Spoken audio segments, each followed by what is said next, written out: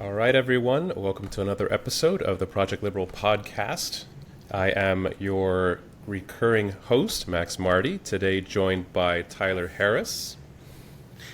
Hey, Max. It's great to be here. Thank you very much. And I'm very excited because we have a conversation today with Andy Craig. Andy Craig is a thinker and writer of much renown in our space and is currently with IHS, which is the Institute for Humane Studies at George Mason. Andy, I will seem like an amateur. What is your full title over there, and what did I miss in the It's intro? plain and simple. I'm just a fellow at the Institute for Humane Studies. A fellow, and a good fellow at that. Thank you, Andy, for being here. I look forward to chatting with you. Thanks. Looking forward to it. Glad to be here. And so and I'm sure we can have as freewheeling a conversation as we like, but the impetus for asking you on is that you had a piece recently that you, I believe, had published in the Unpopulist. It may have gone around to other places, but calling specifically for a much more strident, much more unapologetic liberalism in the face of America's current illiberal administration. Perhaps for our listeners, you could explore that thesis a little bit. Sure. No. This is something that I think has been bubbling up for a long time, particularly in the aftermath of the 2024 election. The perception that liberalism in the broad sense, not just what we would call classical, but essentially in that vein, has fallen into a kind of stale defense of status quo institutions, and has lacked the kind of radical reformist tradition that liberalism has historically embodied. And that is uninspiring to people. And I think that's part of what we saw with the kind of mainstream Democrats going down in flames last November. And so I think it's important to acknowledge that people do have a lot of complaints that aren't baseless about the kind of pre-Trump status quo ante of our institutions and our policy failures, and that there are a lot of important fundamentally liberal answers to those problems that have been neglected.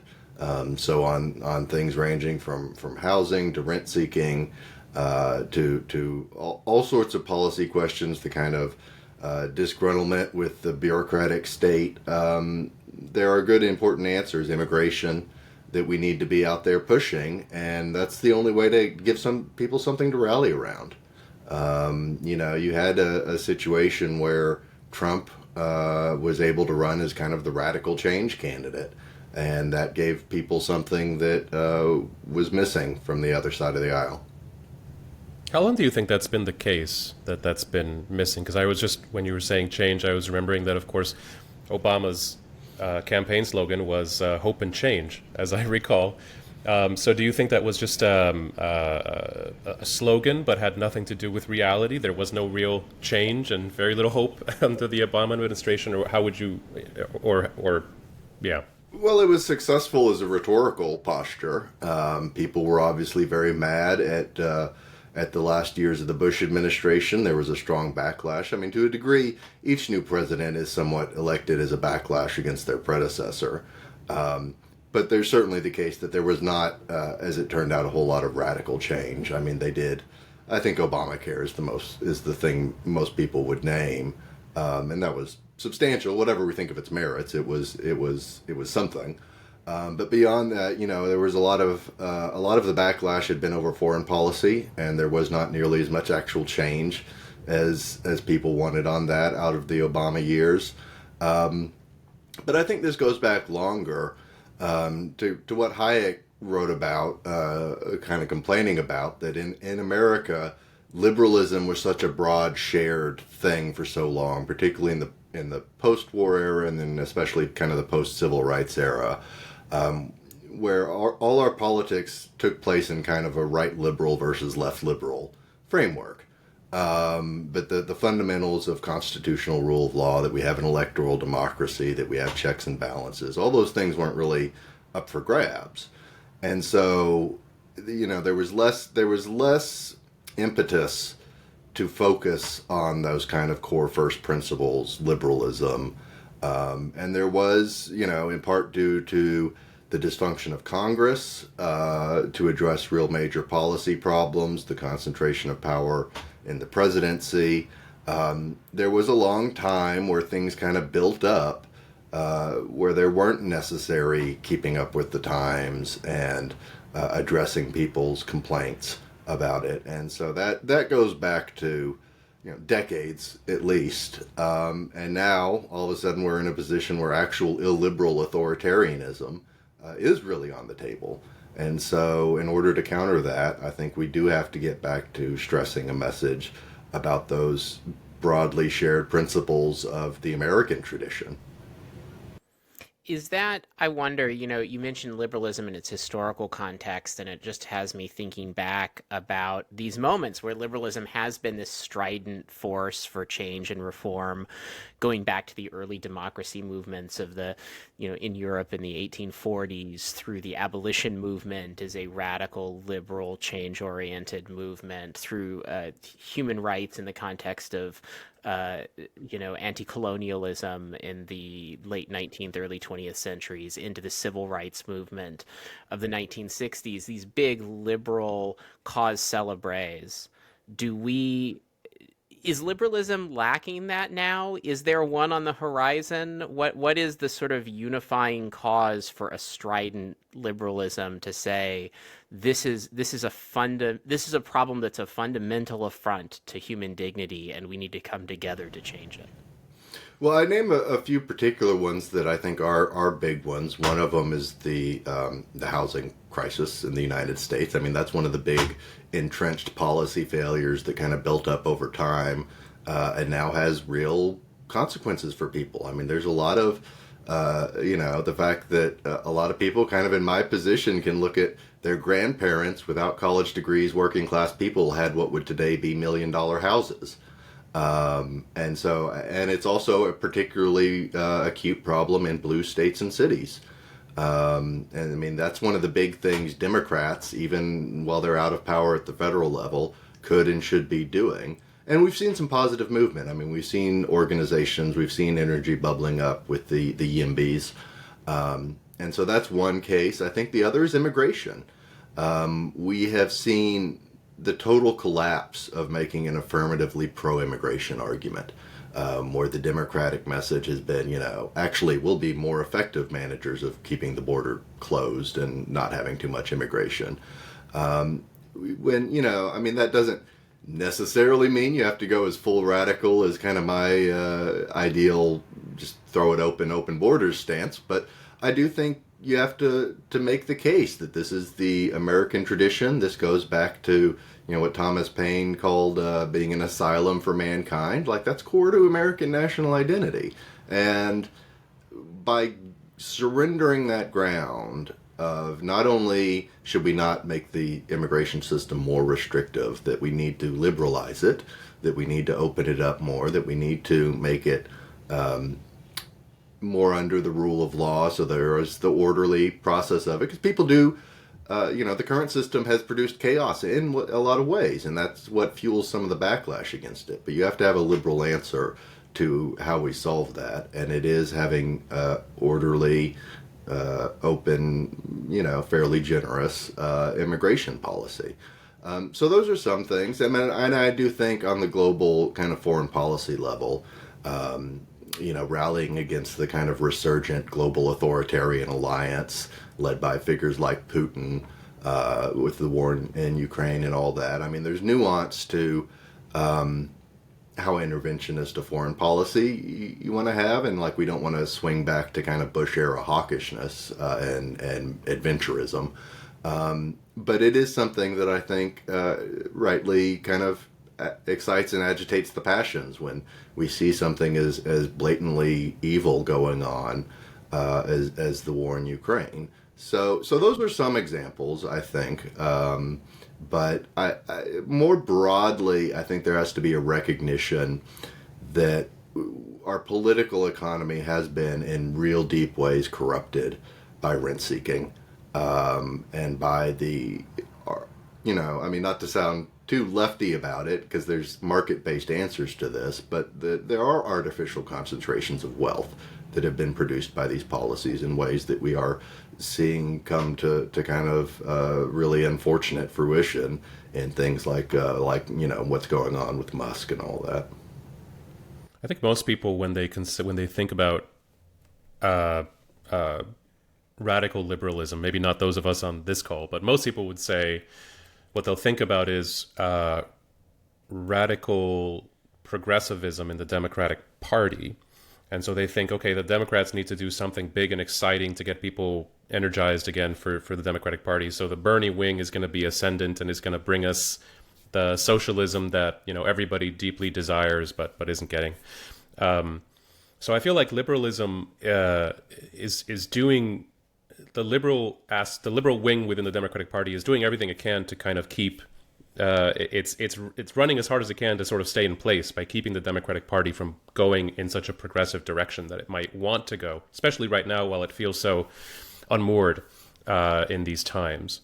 So do you think that there's a chance, or do you worry about that same risk, that the lesson that the Democrats might take from hearing that they need to become more kind of radical is not the one that we all hope they would take?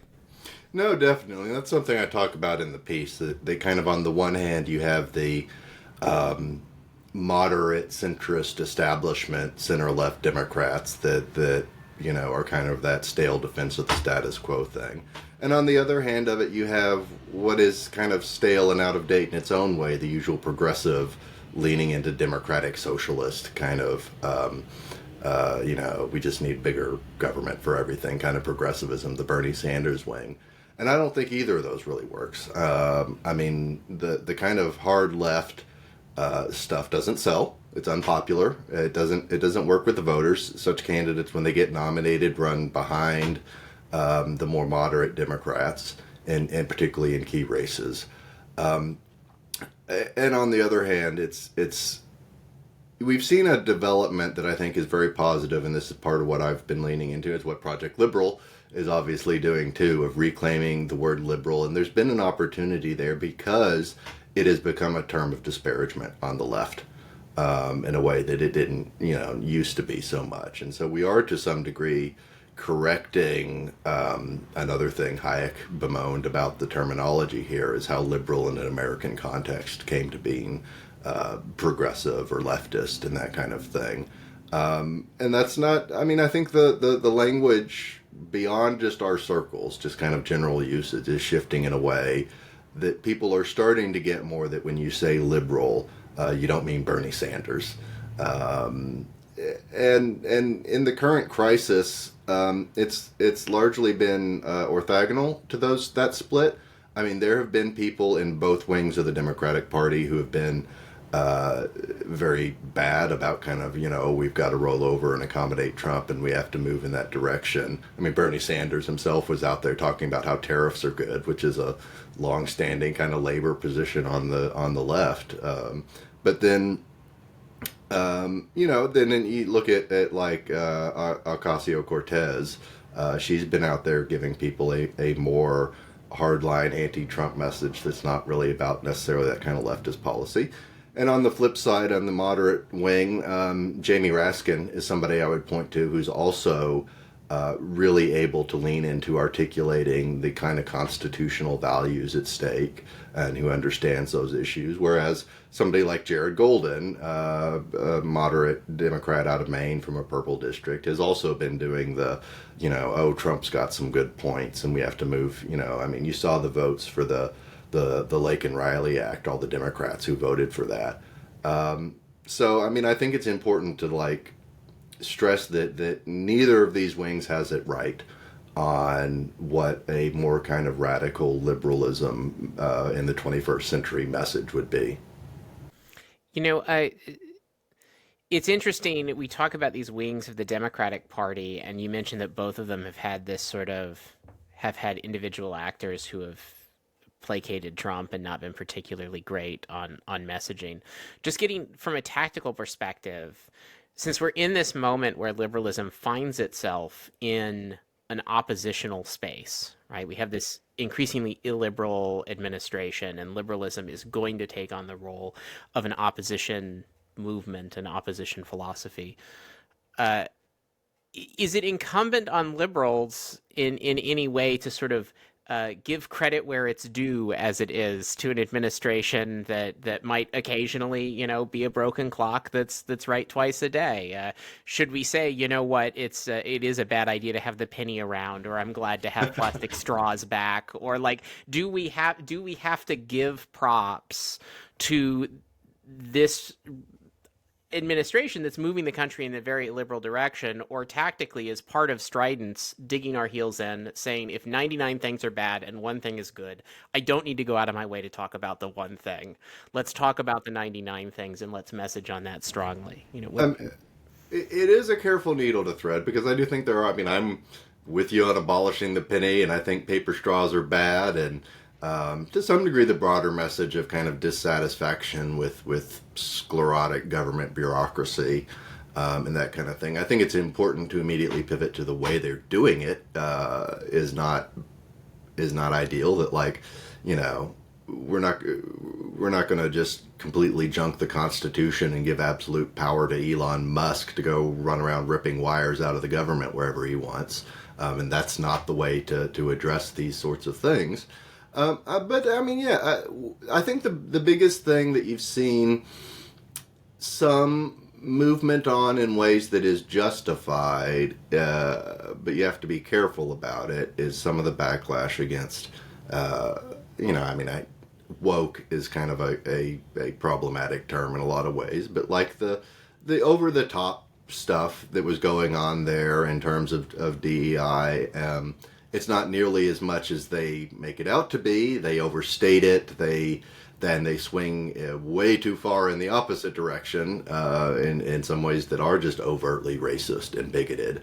But I mean, I think you've seen Pete Buttigieg was having an interview with David Axelrod where he talked about this, where they looked at the DNC meeting they had where they were electing their chair and other officers. And they had all this stuff, we need this seat is reserved for a left-handed Polynesian, and like we have to check all those kinds of boxes, and like people are sick of that. It's in its own way can be illiberal.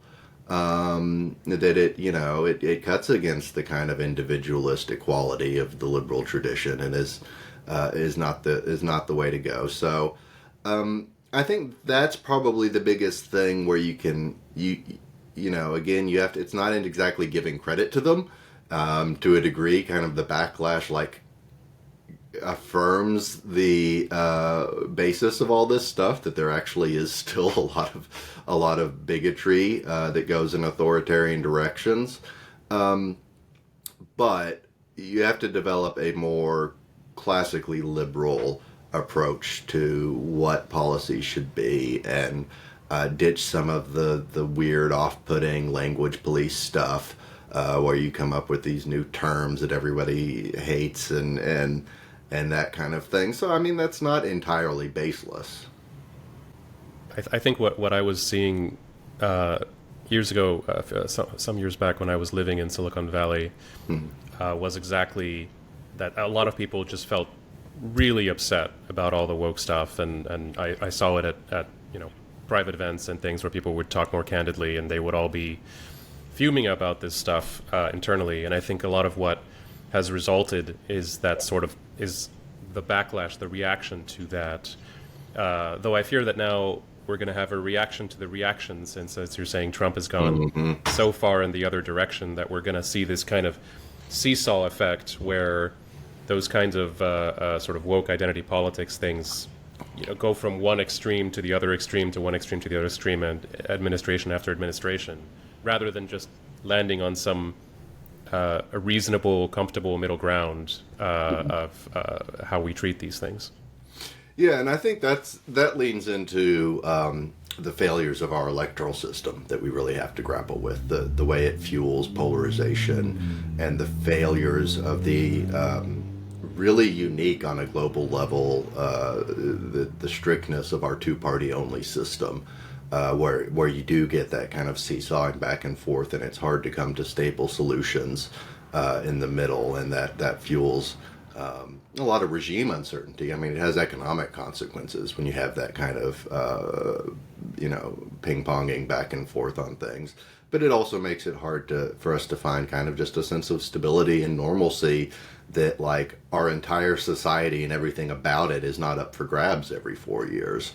So that is, I mean, that is a real danger that like there will be a negative polarization that pushes them even further in a worse direction on that stuff. And I think it's still the case, though, that if that's what they do, it's not going to sell. Like, they're not going to win elections on it. I mean, I think even when, we talk a lot about, I mean, it's true that there's a lot of outright bigotry in Trumpism's base and message, but it's also true that they gained with minority voters. And that was part of what fueled Trump's victory among Latinos and even some gains among black voters, among Asian voters. And that's because they have their, I mean, like, a lot of them aren't, it's off-putting when you do have these kind of in the bubble coastal elite, some kid fresh out of Columbia or Stanford or something who wants to tell people I'm representing you with, making people use Latinx and stuff like that. And so, yeah, there is a real danger to that. And I think that's part of what, part of the case here is that why Democrats need to move in a radical liberal direction, which is something different from both centrism and the hard left. We sort of talked around it a little bit for the past few minutes, but I want to kind of approach it head on. Maybe is this conversation about where liberalism needs to go and where liberalism needs to be a conversation that resides more or less exclusively within the Democratic Party right now, or is there a broader basis on which we can conceive of and talk about liberalism? I think in concrete political terms, I mean, it largely is, just because there's so little opportunity for center-right liberalism, what we might call liberal conservatism, all these terms that Europeans are more familiar with because they have a multi-party system, and so it's a little bit more obscure to people. But, I mean, I was at the Principles First conference, the Never Trumper event, where the Proud Boys called in a bomb threat. Like they get it, and they are an important part of the coalition, and they should be. And like I'm not a necessary kind of partisan political pundit. I mean, I'm not a Democrat. I'm registered independent. I don't particularly want to be a Democrat. Like, I still have all my center-right libertarian background complaints with them. But we are in a moment where there's a need for a grand coalition. And that's going to have to stretch from the center-right out to people on the further left like AOC. The fact that Bill Kristol and AOC are more or less de facto in the same political camp and party these days is the reality. As we look out further to, God willing, a post-Trump GOP at some point, one way or another, if nothing else, he's not immortal. That's going to be a big part of that conversation, but it's really hard to project this far out how much viability it will have. Like, are we going to have a more traditional, principled, conservative, less populist candidate in the primaries at some point who's viable, 4 or 8 years down the line? I hope so, but for now, for this immediate moment, the opposition to illiberal populist authoritarianism by necessity within the confines of our two-party system is going to be a conversation largely about Democrats and what kind of message and direction they need to move in. I mean, you said you were at that Principles First conference. I saw a recording of, I think it was Chris Christie, who had spoken there at that event. And he was one of the ones, of course, who for a long time was a big backer of Trump and then, famously turned that around. So you've been saying, or we've been saying, that most of the opposition is going to be coming from within the Democratic Party. Do you feel like there's still a lot of Republicans in Congress or Republicans in the party in other ways that are secretly waiting for the moment when they could put their hand up and say, no, I'm out of this. I'm not really one of them. Or do you think now with the purges and how long it's been, they're almost all true believers? I think there are still a lot of them. It's a lot less than it used to be. I mean, we certainly saw more Republican pushback and less lockstep in the first term and ultimately leading up to January 6th and the aftermath of that. And now it's a lot grimmer. I mean, the fact that all these crazy nominees came down who would have been dead on arrival before, and they couldn't find 4 Republicans in the Senate to vote at the same time against any one of them to kill them, is a pretty grim sign. But it's absolutely the case that, like if you talk to members of Congress in private, a lot of them still hate them. A lot of them will be like that. I mean, the unfortunate reality is a lot of them have a real fear for their physical safety. That they fear the kind of incitement of they get an angry Trump tweet and, God, who knows, some crazy person could show up at their kid's school or something. And that has moved votes on some things. I think there's potential there. We could get to enough of a backlash collapse thing where Trump's ability to police and purge the party and demand absolute loyalty breaks down a little bit, and we see that happening. But I don't think, I mean, it goes hand in hand. For that to happen, there has to be some degree of collapse in Trump's popularity. And that requires good, effective messaging from the Democrats in order to chip away and lower his approval ratings and all that kind of thing. And then that gives some of the better Republicans more room to play with in terms of coming out against him on at least some things. It strikes me that for the second time now, we've sort of casually touched on political violence as a feature of the current landscape. What you just mentioned with members of Congress and earlier with the bomb threats called in at the principal's first convention. It seems to me that at least for most of modern politics, Democrats and Republicans alike have sort of all been playing this political ortho game, right? An ortho game is a competitive exercise with 2 or more players where everyone agrees on the rule set and there's some sort of ranking at the end to determine who's won, right? And so we play politics as an ortho game in this country, and in most civilized countries, that's what democracy is it's the gamification of conflict, right? And there's this sense now that you no longer have an agreed upon set of rules being followed, whether that's the erosion of institutional guardrails, the implementation or threat of implementation of political violence that would ordinarily be way outside the bounds of what would be considered political decency. How does that break down of the rules? If you agree with me that it's occurring at all, I suppose that's where the question begins. But then if we do agree that that's a fundamental transformation of the ability to play this political game that we've all of our lives been comfortable playing, how does that change how liberalism has to act as an oppositional force when the other side is not playing by the same set of rules? No, that's a huge problem. I mean, one of the famous quips in political science and theory is democracy is a system where parties lose elections. The kind of implication of that is that accept it. But we're in a position now where one of the parties does not accept that they can legitimately lose elections and is willing to use violence to that end. I mean, for God's sake, he sicked a lynch mob and they sacked Congress. And now he's back in power and pardoned all those people who are now out running around threatening people. That's a real problem. I think one of the implications it has for liberalism is, one, we do need to lean into calling out and opposing the normalization of political violence in the way that Trump and his movement use. It's literal terrorism, and that's a grim situation to be in, and it is a radical thing to say that the president of the United States is a terrorist, but he is, and that's what's going on. But the other aspect of it is, and I wrote a piece about this at MSNBC. Liberals really need to reclaim and fight on the ground of free speech, because that's ultimately what this is. It's an attack on free speech. It's an attack on people's ability to peacefully advocate and operate within a democratic system.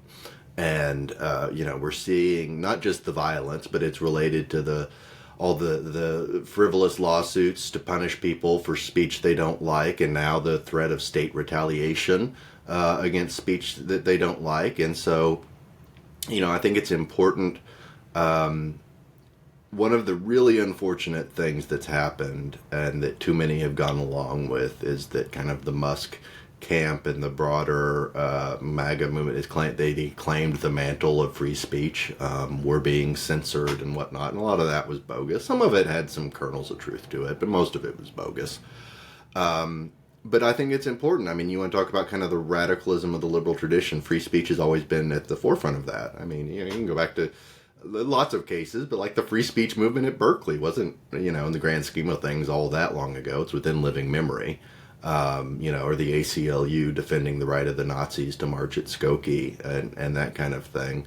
And when we see now the threats to roll back cases like New York Times versus Sullivan, and the legal protections and the exceptional, in a good way, free speech tradition of American jurisprudence, which is really a big outlier in the world in a good, positive way. We have, by far, at least on paper, the strongest free speech protections in the world, and that's worth a lot. But we're seeing that undermined, and the use and normalization of threats and violence is part of it.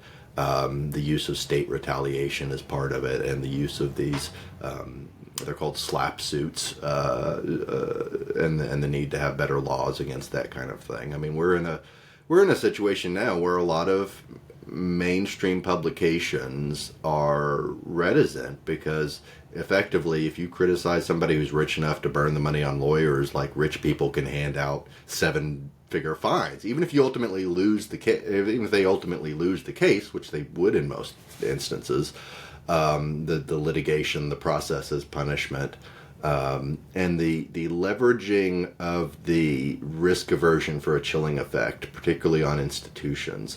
It can be a little bit hard to explain to people, because it feels like, and it's true, you can still go on Twitter or Blue Sky or whatever and tweet how much you hate Trump and all that, and the Gestapo isn't showing up to haul you off for it. But it's a lot of the model of what we've seen in places like Hungary, the kind of illiberal democracy where you have the incumbent party that disrupts and suppresses opposition just enough that they're not electorally viable, but doesn't go to the kind of full-scale, outright, Stalinist repression of people. And so it can give that illusion of normalcy. It can feel like we still have free speech and free civil society, and the liberals lost the election. So, but I think it's a difficult thing to kind of wrap our head around, but I think that's got to be part of the case. I mean, we're talking about issues that a radical liberalism needs to put front and center. The fact that these people are waging a censorship campaign, and that's what it is, needs to be a big part of the message. I hope that happens, Andy. Though I for many years, as you know, the left was quite far from what you're describing. They were hate speech laws and things like that. Yeah. I hope they discover what you're describing. What do you think Trump would have to do? So early, a little bit ago, you mentioned that there would need to be some kind of rallying cry, some kind of Schelling point that would allow people from the Democratic Party, the liberals within the conservative movement, et cetera, to sort of get together and say, here is something we can finally, where Trump is going to torpedo his approval ratings, and we can finally say, okay, now we're going to stand up and do something about this. It seems to me that even if one of these January 6th rioters were to murder a member of Congress or one of their children or something, that probably wouldn't be enough, because Trump would easily be able to say, I didn't say, I wasn't me, I didn't do it. And on foreign policy, he could be caught, going to McDonald's and having a wonderful meal with the Kims or with Putin or whoever, and that seems like it won't. So it seems like maybe there's only the only two things I can think of would be a lot of inflation very quickly, maybe not hyperinflation, but numbers probably worse than we saw even with Biden would have to surface and maybe because Americans really seem to dislike inflation, maybe that would be enough. And the other thing is perhaps clear signs that he's losing it, just like Biden, in a very public, very obvious, very forward-facing way. You know, he has a stroke, you know, while he's standing on a stage somewhere. Maybe that would be enough to suggest that he's not fit for the job. Can you think of anything else that could possibly rally people? Yeah, I mean, that's a tough question. I mean, we've seen how persistent his kind of the floor of his base of support is, as you know, even when the worst, it's in the low 40s, you know, and right now it's higher than that. I think those are in the right direction for how things could go, to the point where there's a kind of breaking point. I think the increasingly overt lawlessness and authoritarianism, like I think the chaos too of the Doge stuff. I mean, on this call, I think we would all generally agree that like we want free markets and smaller government and that kind of thing, but that doesn't mean you go randomly fire a bunch of national park rangers.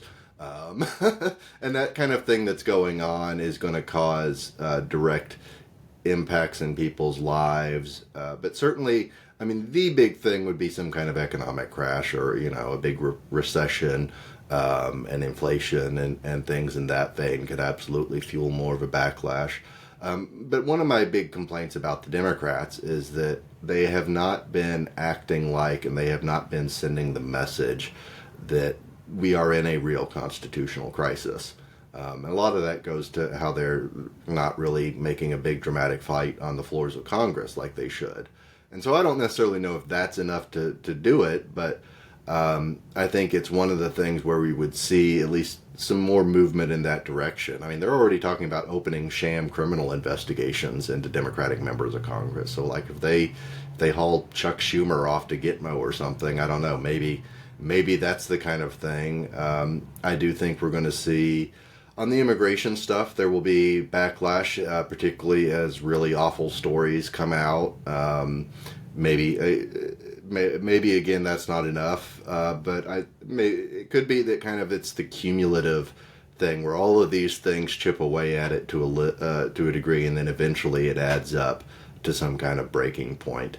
But it is really essential that we emphasize that this is not just bad policy coming down the pike, that this is not just we disagree with cutting that agency, or that's going to be a bad policy move. This is the destruction of our constitutional republic, and we need to really lean into that. I mean, he is trying to be a dictator, and and that still has power in the American imagination. That's our worst enemies. That's the antithesis of our national identity. And Democrats did a little bit of that. They moved in that direction in talking about it in the campaign. But it comes across as weird and hollow when you say that while also otherwise doing normal politics and normal policy issues. Like, if that's really the case and you really mean it, then nothing else matters. And they're not giving that impression. Democrats in Congress haven't done anything that would look out of place if we were in the second month of a Mitt Romney administration. And so when you have that, and then you try to come out and say, this is a real authoritarian crisis and they're destroying democracy and the rule of law and all that, it doesn't hit in the way that it needs to. And there are some outliers in that. I mean, I'll give it a shout out. I think J.B. Pritzker is an example of somebody who's correctly talking about this in a way that it is good. Like I mentioned, Raskin, I think AOC. There's a few out there that do get it a bit better, but it's certainly not the leadership. It's certainly not Jeffries and Schumer, who are frankly just complete clowns. I mean, you talk about kind of the need for a Democratic Party. Part of it is they need a real urgent leadership turnover. We are not going to see anything like what we need being led by the current leadership in Congress. Well, let me make a very quick, and this is out of character for me because I'm also not the Democrat. I've never consider myself in any way associated with them, but uh, to defend their position for a moment, maybe their view is if we keep saying that Trump is this is a constitutional crisis, this is a tyrant, a dictator, we're all in peril, etc. This experiment of the United States could come apart. Maybe they worry that they're going to be the boy who cried wolf, and then finally people just won't take them seriously. They're saying the same message over and over. They're going to. I mean, there were. I remember there were stories about how they would used to say during the Bush years, "Oh, Bush is a terrible dictator and a whatever and a tyrant," and okay. So when you say it so often, it starts to lose its impact. So maybe they're very strategically waiting for the moment in which Trump, for example, defies a court order or something like that, and brazenly just tries to do something that actually could. So they're hoping to time their attack more strategically than just kind of continuously putting it out into the void and eventually getting drowned out. Do you think that's possible? No, that's a fair point, and I do think some of them are probably thinking along those lines. What I would say to that is that what's been going on, particularly with Musk, I mean, that goes to the core structure of government. He holds no office. He was not appointed to anything. And yet he's been essentially, put in charge of the entire government and is running around doing a lot of radical things, and the usurping the power of the purse from Congress, the ability to control spending and impoundment. So I think, I'm not sure that we're necessarily going to have a big dramatic moment where it becomes bigger than what it already is. I don't know, maybe. I mean, I think it's going to get worse in a lot of ways. But I think there has been a real lost opportunity to emphasize that this started from day one. These things has been steamrolling very fast in very huge dramatic ways. And so there's kind of the opposite risk of, oh, why are you saying, oh, this now crosses the line? Why weren't you saying it before with all that other stuff? That is its own risk, that it can come across as insincere political rhetoric. When all these other things are going on, and now there's this other one thing that's worse, and you all of a sudden switch into that message.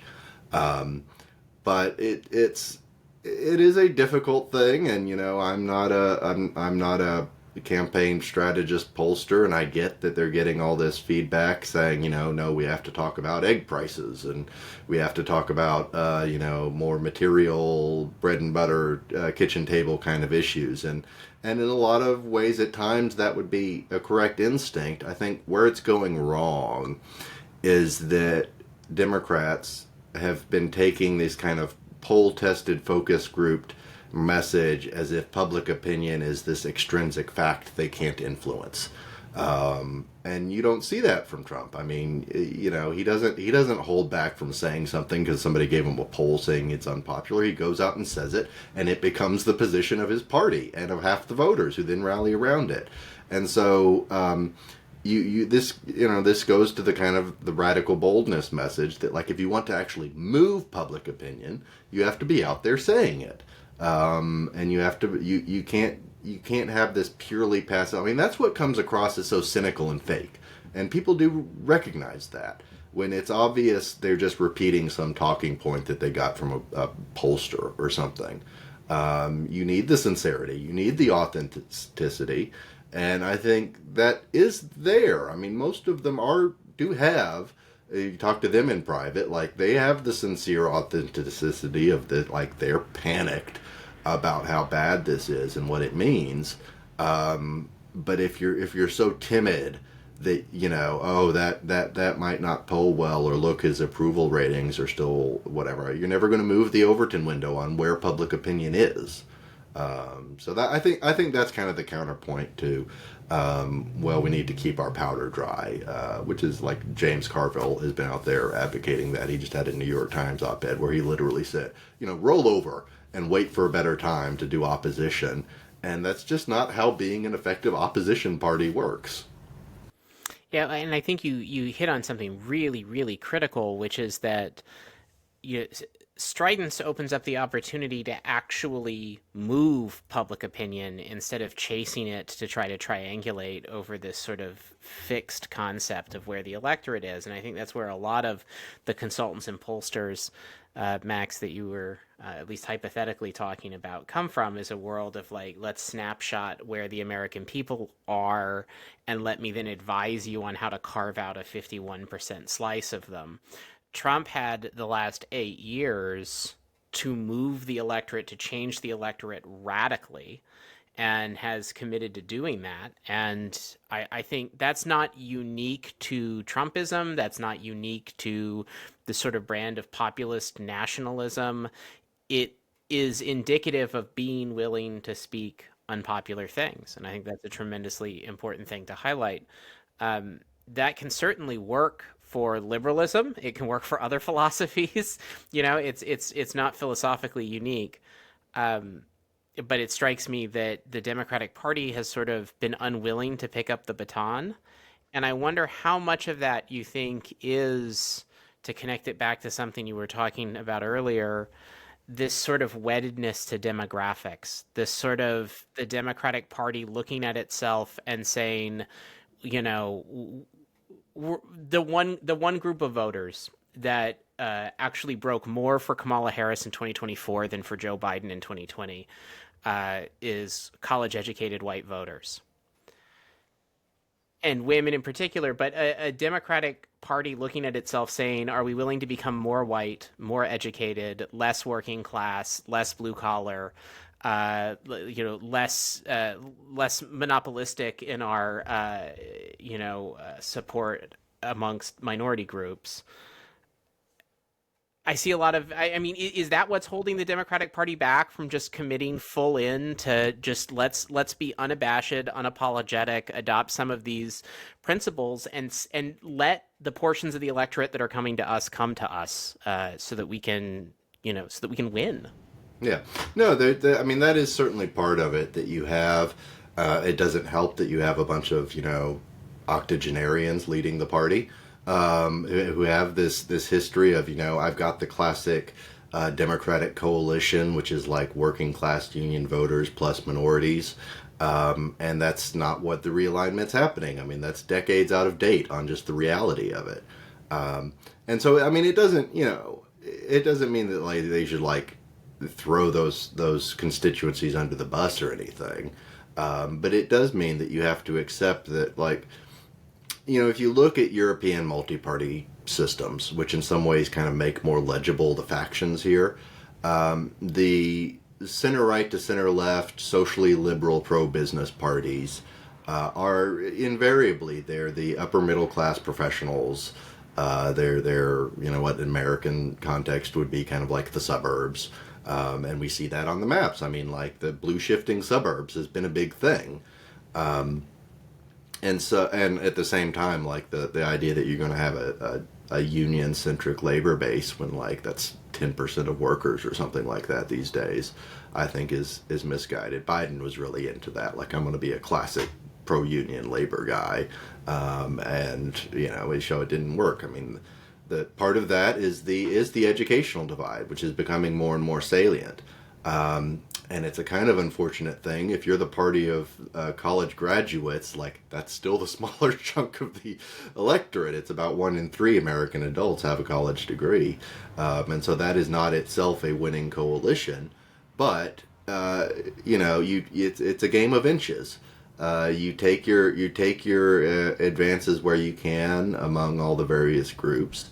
And that's an essential part of how you do build a winning coalition, is you have to adapt to the reality that the traditional, the sixth party system, as we call it in kind of the typology of American history, has been coming to an end. And like, what comes after it is going to have very different dividing lines in terms of who's in which party's coalition. It seems another characteristic of sort of the end of that sixth party system and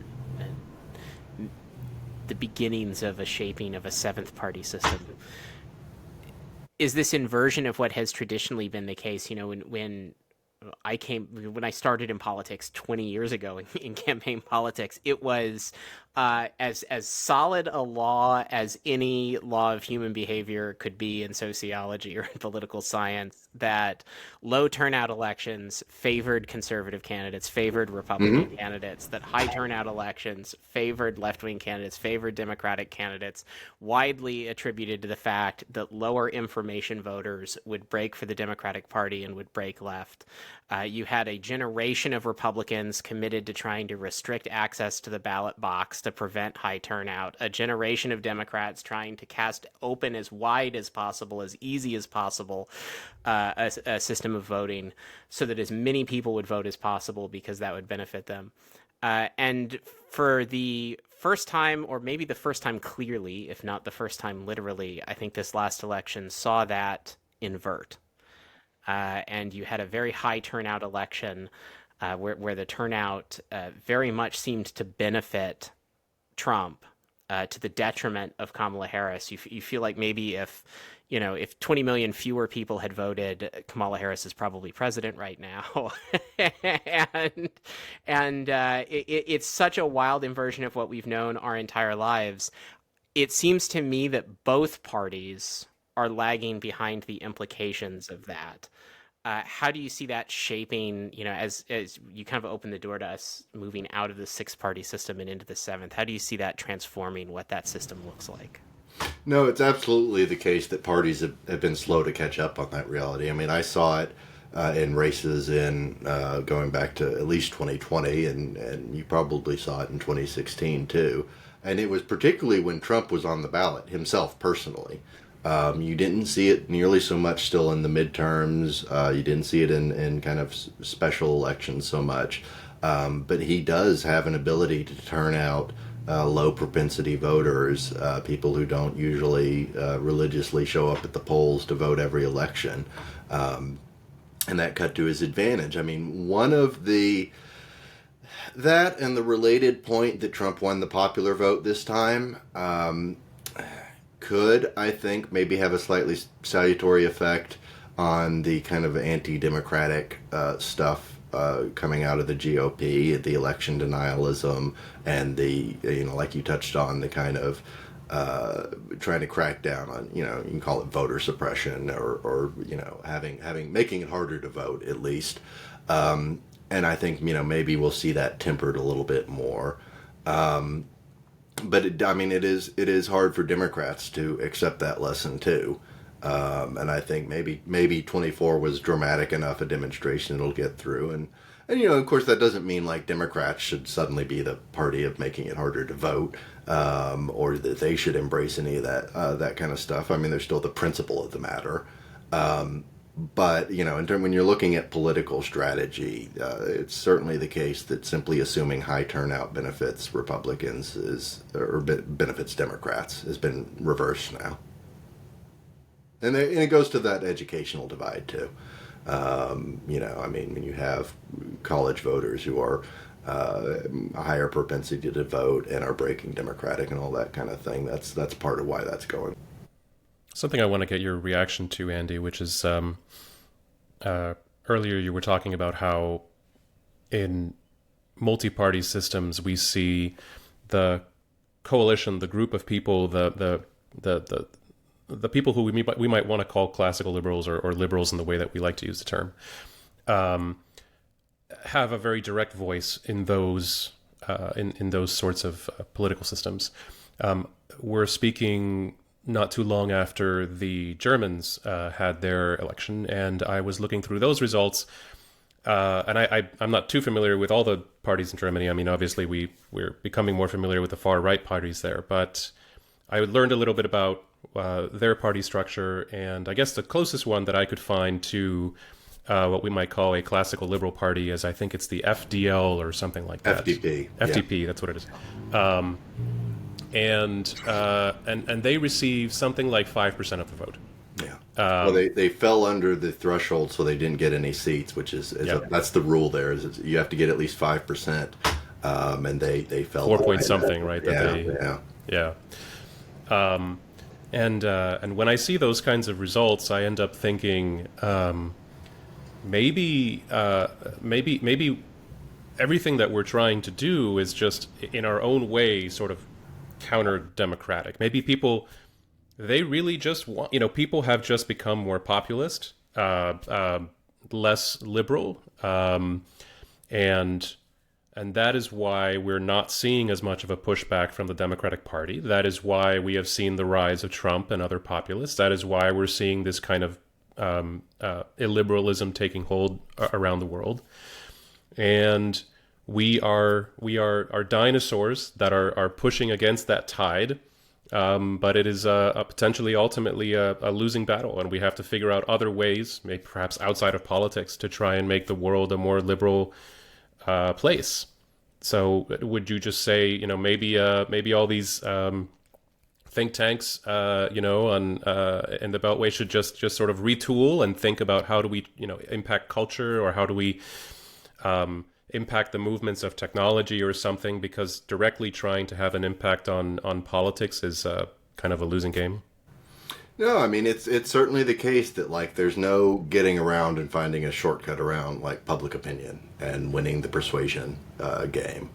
I mean, the history of the FDP in Germany is interesting, because that's, for the long time, they were almost always in government, because they had that 10% slice that made them essential for majority. And, like, the miracle of Germany's post-war economy, like, was largely driven by that. That, like, even when the center right or the center left was in power, they were always there with an essential say, kind of nudging things in a more market-friendly direction. And now we've seen that kind of collapse, and they're out and gone altogether from their parliament.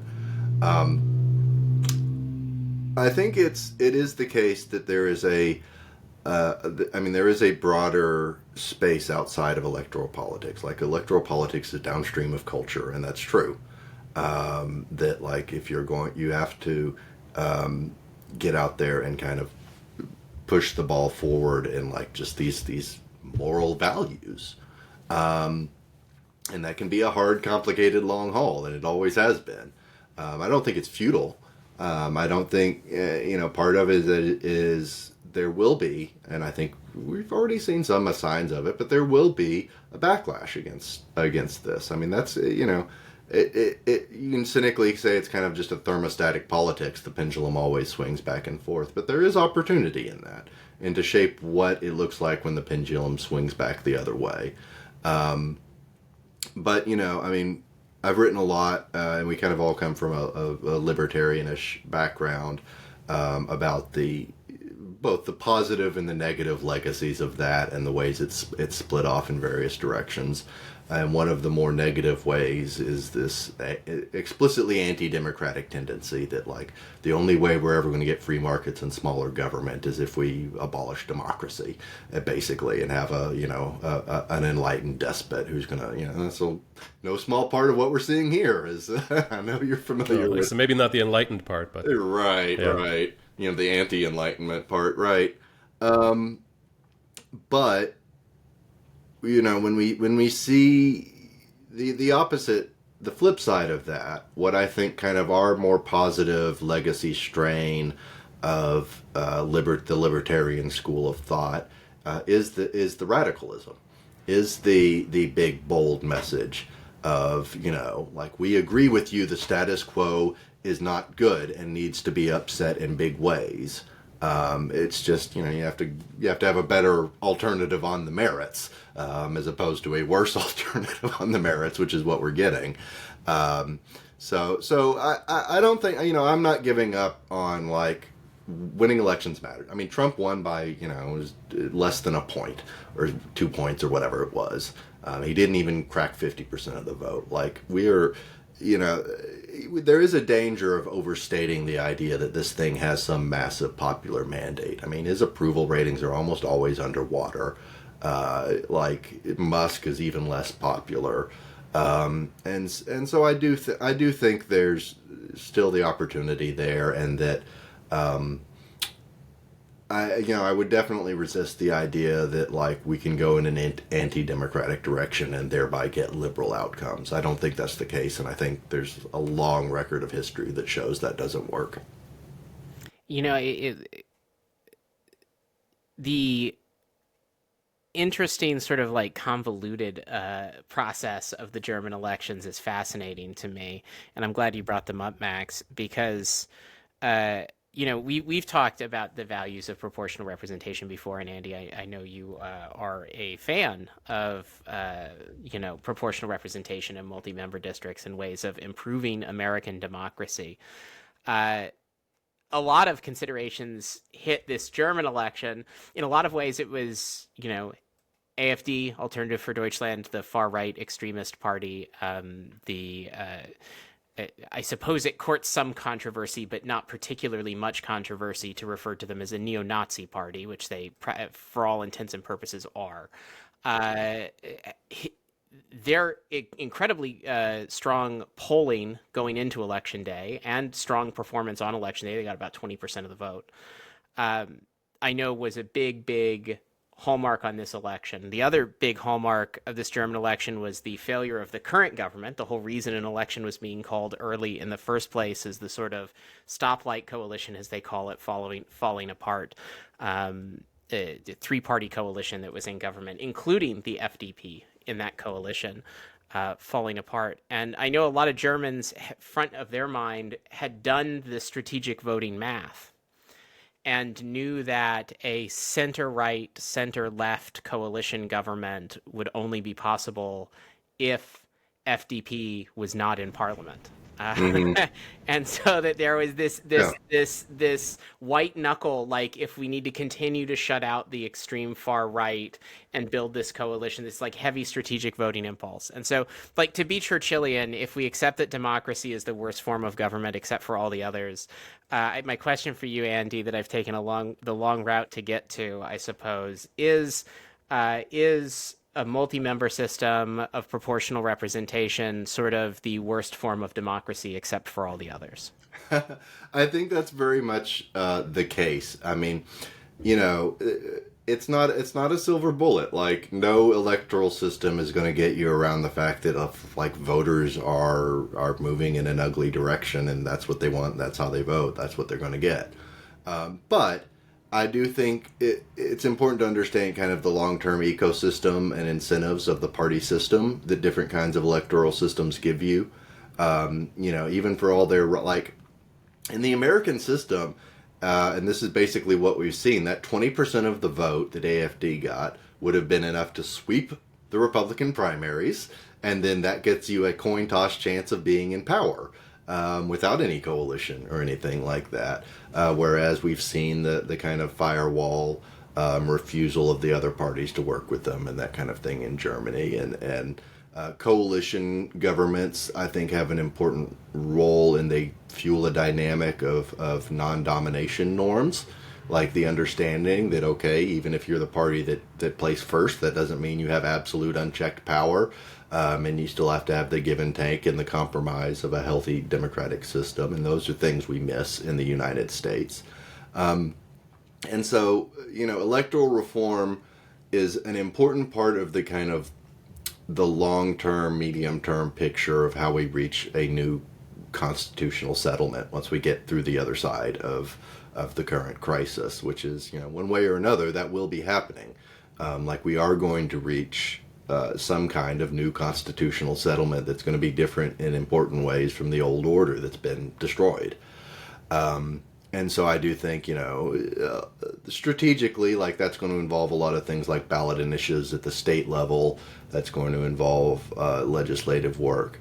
But the timeline on which that kind of thing can happen and then the positive benefits of it can play out is something measured in decades. And so, that's not going to be an immediate, what do we do in the next 6 months to stop our looming dictatorship from getting entrenched and all the rest of it. But, the comparative politics, I mean, the core kind of stable, long-established liberal democracies, us and our peers in Western Europe and Canada and places like that, the only place where the far-right populist actually came to power has been here. And I think that goes to, in 2016, he didn't even win a majority of the vote, so there was this kind of minority aspect of it. But even if you look at at 24, I mean, a lot of it goes to our, it's not just the general election that we don't have PR, it's also the terrible consequences of our primary system, where we have this entrenched quasi-governmental institution that runs the two-party ballot labels that, like, it's, in a sense, they're not even real political parties. And that has a perverse effect of really supercharging the kind of farthest, most polarized, most extreme chunk of the electorate that's enough to turn out in the primaries and win the primaries, and then you get your coin toss chance in the general. So, I mean, those are all important things to grapple with when we kind of think of the what's the future of American liberal democracy look like, and what do we want the future of our Constitution to look like. But on a more immediate level, we just have to, like, be defending the fundamentals that, like, the president can't defy court orders and Congress controls the budget and things like that, which are not necessarily so kind of tied to electoral. Go ahead. You said something that I thought was incredibly important, which is that you said that a lot of the positive reforms could take decades for us to sort of see the benefits of them.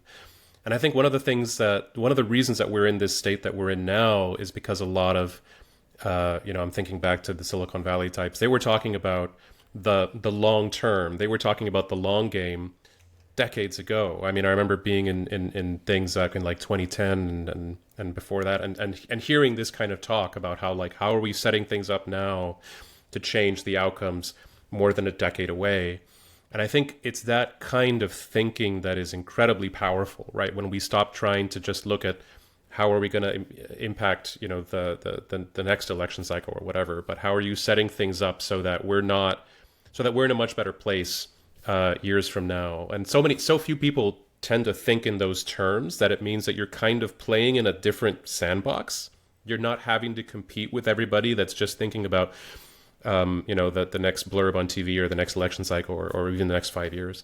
So I think it behooves us all who care about a more liberal world, a freer world, a world with more free speech, a world with more civility, to be thinking about how can we set things up politically. How can we put cultural gears in motion to change things in the long term, and that might be the most powerful thing and the most impactful thing we can be doing today.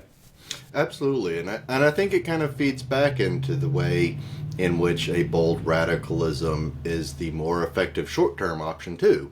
Like when you're talking about that, it can be, then you're getting to the big picture things that can be inspiring and the real long-term goals and the ways in which people care about, like, what the world's going to be like in 20 years or 40 years or down the line for their children and things like that. And so you can have, when you have an excessively myopic short-term focus, which I think is kind of one of the things about the stagnation of liberalism I wanted to push back on, you get kind of the best of both worlds. Like, you get the big long-term wins ultimately out of that, and you put yourself on that trajectory by having a more effective way to get the short-term wins. All right, Andy. Well, I thank you so much for coming on and making the time to talk to us. This has been a fascinating conversation. It has been intellectual. It has been insightful. Those are my favorite kinds. And I'm sure it has left everybody listening wanting more. Where can listeners find more Andy Craig? Well, I am a regular columnist at the Unpopulist. I write at a few other places. You can follow at the Institute for Humane Studies. All my stuff gets shared there on the blog. And if you're the kind of person who likes this sort of thing, you can also find me on Blue Sky these days. And I share everything I've got there. Perfect. Thank you, Andy. Thank you, Tyler. Thank you.